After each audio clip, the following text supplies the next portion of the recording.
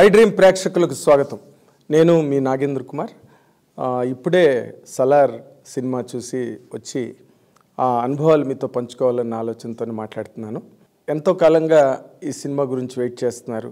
ప్రభాస్ అభిమానులు కావచ్చు, లేదా ప్రపంచవ్యాప్తంగా ఉన్న తెలుగు సినిమా ప్రేమికులు కావచ్చు, లేకపోతే బాలీవుడ్ టు టాలీవుడ్, కాలీవుడ్, అన్ని వుడ్స్ ఈ సినిమా గురించి చాలా సీరియస్గా ఎదురు చూడడం జరిగింది. ఎందుకంటే it is a highly expected film.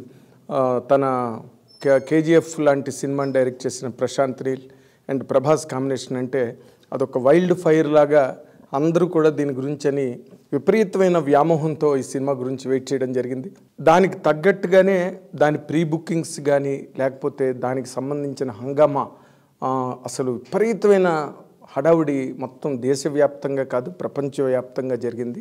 యుఎస్లో కానీ, అదర్వైజ్ కంట్రీస్లో కానీ, అండ్ తెలుగు, తమిళ, కన్నడ, మలయాళ, హిందీ లాంగ్వేజెస్లో కానివ్వండి, దీనికి వచ్చినంత ఫాలోయింగ్ ఇటీవల రోజుల్లో ఏ సినిమాకి రాలేదంటే మాత్రం ఏమాత్రం ఆశ్చర్యం లేదు.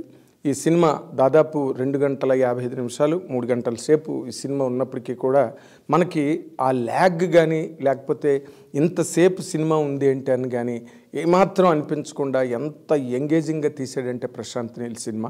Hats off really. ఎందుకంటే ప్రభాస్ లాంటి హీరోని ప్రజెంట్ చేస్తున్నప్పుడు దీంట్లో ఒక హీరోయిజం ఉండాలి, ఆ రివెంజ్ డ్రామా ఉండాలి, లేకపోతే ఒక పట్టుదల, ఒక పంతం అన్నది ఆ హీరోయిజంలో కనిపించకపోతే ప్రభాస్ అభిమానులే కాదు, మొత్తం అభిమానులు, సినిమా అభిమానులే నిరాశపడే అవకాశం ఎక్కువ, ఆ ప్రమాదం ఎక్కువ ఉన్న కాంబినేషన్ అది. అలాంటి కాంబినేషన్ని ప్రశాంత్ నీల్ చాలా బాగా పండించాడు.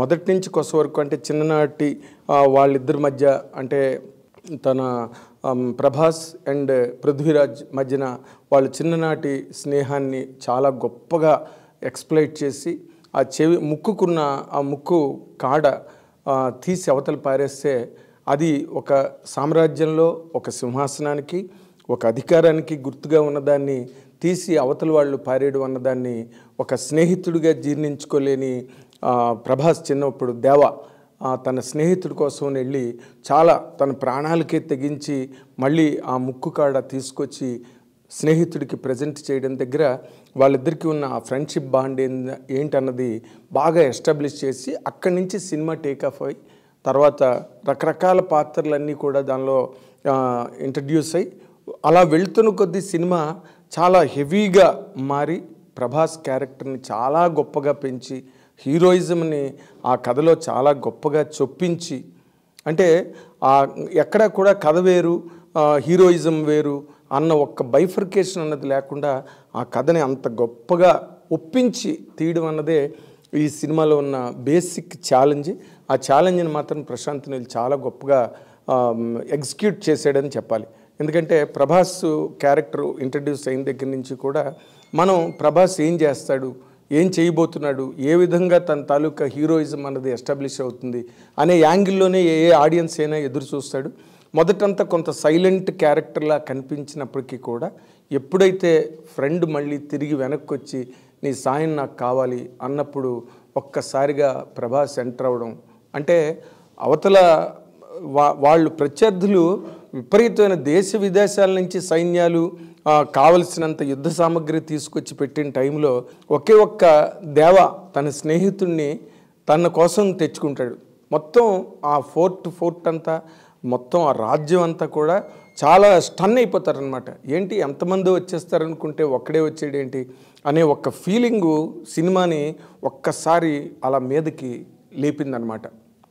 ప్రభాస్ క్యారెక్టర్ సెకండ్ హాఫ్ దగ్గర నుంచి, అంటే ఫస్ట్ హాఫ్ అంతా ఇంట్రడక్షన్స్, ఇది సీజ్ ఫైర్ 1 పార్ట్ 1 కాబట్టి మొట్టమొదట క్యారెక్టర్లన్నింటినీ ఎస్టాబ్లిష్ చేయడానికి బాగా టైం తీసుకుని ఫస్ట్ హాఫ్ అంతా కూడా దాని మీదే బాగా కాన్సన్ట్రేట్ చేసి, ఎందుకంటే బికాజ్ ఇది సెకండ్ హాఫ్కి నిలబడాలి, మళ్ళీ సెకండ్ పార్ట్కి నిలబడాలి కాబట్టి క్యారెక్టర్లన్నీ పరిపూర్ణంగా ఎస్టాబ్లిష్ చేసి అక్కడ ఉన్న కథ ఏంటి, ఆ కథలో ఉన్న మెయిన్ ఛాలెంజ్ ఏంటి, మెయిన్ డిమాండ్ ఏంటి అన్నది బాగా ఎస్టాబ్లిష్ చేసి వాళ్ళిద్దరి మధ్య ఉన్న ఫ్రెండ్షిప్ని ఎస్టాబ్లిష్ చేసి ఆ రాజ్యంలో ఉండే కుట్రలు కుతంత్రాలు, ఆ కోటలో ఉండే కాన్స్పిరసీస్ ఇవన్నీ బాగా ఫస్ట్ హాఫ్లో అన్నీ మనకు చూపించి సెకండ్ హాఫ్కి అంటే ఆ కథలో బిగినింగు బేసిక్ క్యారెక్టర్స్ ఇంట్రడక్షనే ఉంటుంది. సెకండ్ హాఫ్ ఒక్కసారి ఆ కాన్సారు ఆ కింగ్డమ్ అంతా ఓపెన్ చేసిన తర్వాత ఆ లోపల ఉన్న మాయోపాయాలు అనండి, దుర్మార్గాలు అవనండి, అరాచకాలు అవనండి, వాటన్నిటిని కూడా చాలా అంటే హీరోయిన్ శృతి హాసన్కి ఒక క్యారెక్టర్ ద్వారా అసలు అప్పుడు ఏం జరిగింది అన్నది చెప్పించడం అన్నదే అందులో ఆ నెరేటివ్ ఇంట్రెస్ట్. తను మొత్తం ఓపెన్ చేసి ఇలా జరిగింది, దేవా ఎందుకు వచ్చాడు అక్కడికి, దేవా ఏంటి అన్నది ఆ బేసిక్స్ని చాలా గొప్పగా అసలు చూపిస్తూ దాంట్లో ఉండే ఆ హెవీనెస్ యాక్షన్ ఎపిసోడ్స్ ఉన్నాయి, అసలు ఎక్స్ట్రాడనరీగా ఉన్నాయన్నమాట. అంటే ప్రభాస్ దగ్గర నుంచి ఏవైతే మనం ఎక్స్పెక్ట్ చేస్తామో, ప్రభాస్ పర్సనాలిటీ అవనండి, లేకపోతే ప్రభాస్కు ఉండే ఆ హీరోయిక్ ఇమేజ్ అవనండి, బాహుబలితో వచ్చిన ఇమేజ్ కానివ్వండి, మధ్యలో 2-3 సినిమాలు డిసప్పాయింట్ చేసాయి, ఆదిపురుష్ కానీ రాధేశ్యామ్ కానీ ఇవన్నీ. బట్ వాటన్నిటినీ ఆ ఛాలెంజ్ ఒకటి దృష్టిలో పెట్టుకున్నాడు ప్రశాంత్ నీల్. ఎందుకంటే ప్రభాస్ని చూపించాలంటే ఎప్పుడు కూడా ఒక ఫైర్ గన్ని తీసుకెళ్ళి ఫైర్ గన్ లాగే చూపించాలి తప్పితే ఆ ఫైర్ గన్ని మనం చాలా మాడిఫై చేసి ఏదో ఆర్టిస్టిక్గా చూపిద్దాం అనుకుంటే మాత్రం ఆడియన్స్ ఎంజాయ్ చేయలేరు అన్నది కమర్షియల్ ఫార్ములా. అంతే, ఏ కమర్షియల్ హీరో అయినా కూడా ఆ ప్రోటోకాల్ అన్నది ఆ హీరోయిజంకి ఉంటేనే ఆ సినిమాకి హెల్ప్ అవుతుంది, ఆ సినిమా అభిమానులు కూడా ఎంజాయ్ చేస్తారు. అండ్ జనరల్ రెగ్యులర్ ఆడియన్స్ కూడా హీరోయిజం ఎలివేట్ అవ్వంది ఫిల్మ్, ఏ ఫిల్మ్కి కూడా ఏ ఫిల్మ్ టచ్చింగ్గా మనకు టచ్ అవ్వదు ఆ సినిమా. బట్ ఈ సినిమాలో ప్రశాంత్ నీల్ అంత కేరు తీసుకున్నాడు. అండ్ సెకండ్ హాఫ్కి వచ్చేసరికి అసలు ఒక బీభత్సం క్రియేట్ అవుతుందన్నమాట. అసలు ప్రభాస్ క్యారెక్టర్ దానిలోకి వెళ్ళడం ఏదో మనవాళ్ళు అంటే మహాభారతంలో దుర్యోధనుడు సైన్యాలన్నీ కోరుకుంటే అర్జునుడు ఒక్క కృష్ణుడినే కోరుకున్నాడు యుద్ధం చేయడానికి, అది రససారథిగా రమ్మని చెప్పి అన్న మాటకి చాలా అన్వయం కుదిరే విధంగా దేశ విదేశాల నుంచి సైన్యాలన్నింటినీ యుద్ధ సామగ్రిని వీళ్ళు రవాణా చేసుకుని యుద్ధంలోకి దించుకోవాలని ప్రత్యర్థులందరూ ఊహిస్తున్నప్పుడు ఈ పృథ్వీరాజ్ అనే క్యారెక్టర్ వెళ్ళి ప్రభాస్ని నువ్వు రావాలి, ఇక్కడ పరిస్థితి ఇలా ఉందని చెప్పి చెప్పకుండా అది కూడా చాలా అంటే డైలాగ్ కూడా ఎంత బ్రీఫ్గా ఎంత ప్రిసైజ్గా వాడారంటే చాలా extraordinary presentation of a film. ఒక మాస్ కమర్షియల్ హీరోని అంత ఒక హెవీ బడ్జెట్ హెవీ లెవెల్లో తీసినప్పుడు ఎలా చెయ్యాలి, ఎలా తీయాలి అన్నదానికి ఇప్పుడు ఈ సలార్ అన్నది 100% ఒక బెస్ట్ ఎగ్జాంపుల్ అని చెప్పడానికి ఏమాత్రం సందేహించక్కర్లేదు. సెకండ్ హాఫ్లో అంటే నేను సెకండ్ హాఫ్ గురించి ఎందుకు చెప్తున్నానంటే ఏ సినిమా అయినా ఎప్పుడైనా కూడా ఫస్ట్ హాఫ్ అంతా కూడా ఇంట్రడక్షన్స్ ఉంటాయి అండ్ కథ తాలూకు నెరేటివ్ తాలూకు లాక్స్ ఉంటాయి. అవి సెకండ్ హాఫ్కి వచ్చేసరికి ఎప్పుడైనా కూడా ఆ లాక్స్ ఓపెన్ అవ్వాలి. అండ్ సెకండ్ హాఫ్లో మెయిన్ కథ అన్నది 100% డైరెక్టర్ ఏం చెప్దాం అనుకుంటున్నాడో ఆ కథ సెకండ్ హాఫ్లో ఉంటుంది. కాబట్టి సలార్లో సెకండ్ హాఫ్ చాలా ఇంపార్టెంట్ రోల్ ప్లే చేస్తుంది. ఎందుకంటే ఎప్పుడైతే వన్స్ అంటే ఈ రాజ్యం నుంచి చిన్నప్పుడు ఏ స్నేహితుడు కోరిక మీద ఏ స్నేహితుడు ప్రార్థన మీద ఆ కింగ్డమ్ము ఆ ప్రాంతాన్ని వదిలేసి ఇంకో ప్రాంతానికి వెళ్ళి వాళ్ళు తల్లి కొడుకు బతుకుతున్నారో ఆ ప్రాంతానికే మళ్ళీ పృథ్వీరాజ్ వెళ్ళి నువ్వు మళ్ళీ రావాలని వెనక్కి తీసుకొచ్చిన తర్వాత వన్స్ ఆ కాన్సార్లోకి మళ్ళీ ప్రభాస్ ఎంటర్ అయిన దగ్గర నుంచి సినిమా వేరే లెవెల్లో ఉన్నది యాక్చువల్గా కూడా. అంటే అంత ఒక హీరో అప్పటి వరకు కామ్గా ఉన్న హీరో సెకండ్ హాఫ్లోకి వచ్చి ఆ కింగ్డమ్లో తన ఫ్రెండ్ చుట్టూరా అంటే ఎప్పటి వరకు ఫ్రెండ్ మీద ఒంటి మీద చెయ్యొద్దు అని చెప్తున్నాడు, చెప్పినా వినకుండా ఆ విలన్ దాని మీద ఆ ఫ్రెండ్ మీద చెయ్యేసాడు అన్న టైంకి చెయ్యే నరికేసే అంత ఒక గొప్ప ఫ్రెండ్లీ బాండ్ని ఒక పక్కన చూపిస్తూ దాంట్లోనే ప్రభాస్ తాలూకు హీరోయిజంను కూడా చూపించి ఆ సీన్ చాలా మెయిన్ కీలకమైన సీన్ దానిలో ఆ సినిమాలో అద్భుతం అనమాట. అంటే ఒక క్యారెక్టరైజేషన్ అవనండి, లేకపోతే సీనిక్ నెరేషన్ అవనండి, లేకపోతే స్క్రీన్ ప్లే అవనండి. అంటే మనం ఈ కైండ్ ఆఫ్ స్క్రీన్ ప్లేస్ మనం ఎప్పుడు కూడా ఎక్కువగా హాలీవుడ్ కైండ్ ఆఫ్ ఫిల్మ్స్లోనే చూస్తాం. అంటే మన తెలుగు కానీ మన ఇండియన్ లాంగ్వేజెస్లో ఇలాంటి స్క్రీన్ ప్లే కానీ లేకపోతే ఇలాంటి క్యారెక్టర్ ప్రజెంటేషన్స్లో కానీ మనం చాలా తక్కువగా చూస్తాం, చాలా అరుదు లేదా అసలు ఉండవని చెప్పడానికి కూడా ఏమి సందేహించనక్కర్లేదు. అలాంటి ఒక పారామీటర్స్లో ఈ స్క్రీన్ ప్లేని ఫిట్ చేయడం సెట్ చేయడం జరిగింది ప్రశాంత్ నీల్. చాలా నేను పదే పదే, ఎందుకంటే ఎప్పుడు కూడా సెకండ్ హాఫ్ ఎప్పుడైతే ఇంట్రెస్టింగ్ ఉంటుందో ఆడియన్స్ చాలా ఇంపాక్ట్తో ఆడిటోరియం నుంచి బయటకు వస్తాడు. అదే ఈ సలార్ సినిమాలో జరిగింది. అండ్ ఆ ఆడపిల్లల్ని వచ్చి రాని వయసులో ఆ ఆడపిల్లల్ని చెరపట్టడం కోసం ఆ కోటలో ఉండే దుర్మార్గులు చేసే ప్రయత్నం టైంలో ఒక సీన్ క్రియేట్ చేశారు. నిజంగా బాబోయ్, హార్ట్ రెండరింగ్ సీన్ అది. ఆ చిన్న పిల్లని వాడు కబళించబోతున్నాడు, వాడు చెరబట్టబోతున్నాడు, వాడు ఆక్రమించుకోబోతున్నాడు అనుకున్న టైంలో ప్రభాస్ ఎంటర్ అయినప్పుడు అక్కడ ఉన్న గిరిజనులు, ట్రైబల్ రేస్ లాంటిది అక్కడ చాలా గొప్పగా పిక్చరైజ్ చేశాడు. చాలా అద్భుతంగా ఉంది ఆ సీను. ఆ ఆడపిల్లని రక్షించడానికి ఎప్పుడైతే ప్రభాస్ సీన్లోకి వచ్చి అసలు అందరినీ నరికి పోగులు పెట్టే సీన్ ఉందే, మనం వైలెన్స్ ఓకే, ప్రశాంత్ నీల్ బాధపడ్డాడు ఆయన డైరెక్టర్గా తన సినిమాకి ఏ సర్టిఫికెట్ ఇచ్చినందుకు. ఎందుకంటే బట్ ఏ సర్టిఫికెట్ వైలెన్స్ ఉందని వాళ్ళు ఇచ్చారు, కానీ ఏ సర్టిఫికెట్ ఈ వైలెన్స్ కోసమే, వైలెన్స్ అనవసరంగా కథతో సంబంధం లేకుండా, సన్నివేశంతో సంబంధం లేకుండా, పాత్రల ఆక్రందనతో సంబంధం లేకుండా కేవలం వైలెన్సే ప్రధానంగా, వైలెన్స్ని పండించడమే ఒక ప్రధాన ధ్యేయంగా కనుక డైరెక్టర్ సినిమా తీసుంటే 100% ఏ సర్టిఫికెట్ ఇవ్వాలి. కానీ ఒక ఆడపిల్లని ఒక దుర్మార్గుడు చెరబట్టబోతున్నాడు, అలాంటిది ముక్కుపచ్చలారిన ఆడపిల్లని కబళించబోతున్నాడు అనుకున్న టైంలో హీరో వచ్చి అందరూ అడ్డుపడుతున్న వాళ్ళందరినీ కూడా చితక్కొట్టి వాళ్ళని అందరినీ చంపడం అన్నది వైలెన్స్లోకి ఎప్పుడూ రాదు. అది ఒక ఆడపిల్లని రక్షించడానికి, అభశుభం తెలియని ఆడపిల్లని, ముక్కుపచ్చలారిన ఆడపిల్లని రక్షించడం కోసం చేసిన ఒక ప్రయత్నంలో ఎంతమంది చచ్చిపోయినా అది వైలెన్స్ కింద రాదు. అది ప్రశాంత్ నీల్ బాధపడడం 100% సమంజసం అని ఈ సందర్భంలో చెప్పాలి. కానీ వైలెన్స్ ఉన్నదని ఏ సర్టిఫికెట్ ఇచ్చారు. బట్ ఈ వైలెన్స్ కూడా ఈ సినిమాలో ఎలాగంటే చాలా రీజనబుల్గా, సందర్భోచితంగా, మనం కూడా మెచ్చుకునే విధంగా ఆ వైలెన్స్ అంటే యాక్షన్ పార్ట్లో ఇప్పుడు 100 మంది వస్తే 100 మందిని చంపాలి, 1000 మంది వస్తే 1000 మందిని చంపాలి. అదే జరిగింది సలార్లో కూడా. పైగా ఒక ప్రభాస్ లాంటి హీరోని ప్రజెంట్ చేస్తున్నప్పుడు he should stand for that good of the society and good of the people and good of the more importantly good of the women folk. అది దాన్ని చాలా గొప్పగా పండించి వాళ్ళు అక్కడ ఎప్పుడైతే ఆ దుర్మార్గుణ్ణి చంపిన దగ్గర నుంచి వాళ్ళందరూ కూడా ట్రైబల్ విమెన్ అందరూ కూడా బయటకు వచ్చి, వాళ్ళు కూడా గుంపులుగా బయటకు వచ్చి వాళ్ళందరూ ఒక రకమైన హమ్మింగ్ చేస్తుంటే, ఆ హమ్మింగ్ బ్యాక్గ్రౌండ్లో ప్రభాస్ అందరినీ కొట్టుకెళ్తుంటే అసలు థియేటర్ ఒక్కసారి అలాగ షేక్ అయిందనమాట ఆ సీన్ దగ్గర. అక్కడి నుంచి టేకఫ్, బ్రహ్మాండమైన టేకఫ్. ఇంకా ఈ సినిమా గురించి ఇది బాగుంది, అది బాగులేదు అని చెప్పడానికి లేదు. వీళ్ళు ఎక్కడ కూడా సాంగ్స్ కూడా గెయిన్ చేయలేదు, సాంగ్స్ ప్లాన్ చేయలేదు, ఎక్కడ సాంగ్ ఫర్ సాంగ్ అన్నది సిచ్యువేషనే లేదు. కేవలం కథ మీద ఆధారపడి, కథలో పాత్రల మీద ఆధారపడి, కథలో మలుపుల మీద ఆధారపడే సినిమాని మొట్టమొదటి నుంచి కొస వరకు నడిపించారు.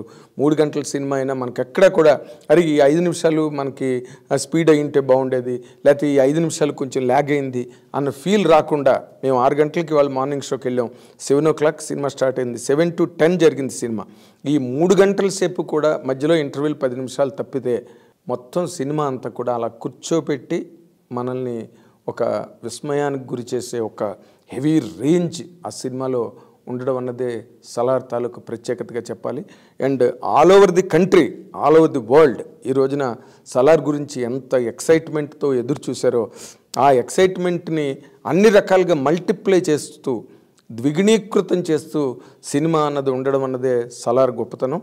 అండ్ ప్రభాస్ అభిమానులకు ప్రత్యేకంగా ప్రభాస్ అభిమానులకు అభినందనలు తెలియజేయాల్సిన అవసరం ఉంది. ఎందుకంటే వాళ్ళు ఎంత ఈ రకమైన ప్రభాస్ దగ్గర నుంచి ఈ రకమైన ఒక విస్ఫోటనాన్ని కోరుకున్నారో అది చాలా కాలం తర్వాత రావడం, ఇది వాళ్ళు అంటే ఆదిపురుష్ తర్వాత రాముడుగా అతను వేసి క్లైమాక్స్లో రావణాసురుని చంపడం, రాక్షసులను చంపడం అదంతా ఉన్నప్పటికీ కూడా అది ఒక మైల్డ్ ప్రజెంటేషన్ అయిపోయింది ఆదిపురుష్ తప్పితే ఒక హెవీనెస్ రామాయణంలో తీసుకురాలేరు.